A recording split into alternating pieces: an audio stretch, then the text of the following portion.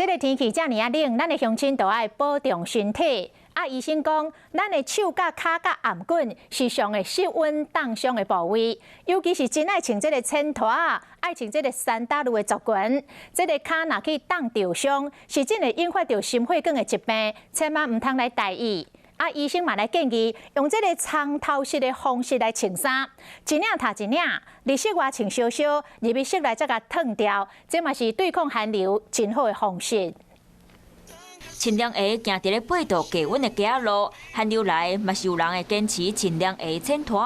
加上落雨，脚会澹漉漉，真有可能会冻伤，或者是引起心血管疾病。诱发我们的血管收缩，那使得原本有一些心血管疾病的人，可能会血压会变高，然后血管比较容易产生一个动脉硬化的斑块的不稳定，甚至是动脉硬化斑块产生血栓。因为人体四肢较无法度保暖，真侪骑奥多麦的人，落雨天无挂手笼，或者是安全帽啊滴湿过皮，面闪着冷风，就较会失温。医师建议，骑奥多麦的人爱挂手笼，安全帽啊买滴，甲规粒头往起来，安尼骑车较袂去绊到。动脉硬化人可能全身的血管也都会有硬化，包含心脏跟脑的血管。那在这个时候，天气一旦冷的时候，你觉得不舒服的时候，我觉得就要非常的小心，就要注意脚的保暖，甚至全身的保暖。因为台湾湿个冷，拄着落雨天，体感温度地较低，就算是少年人嘛可能会失温。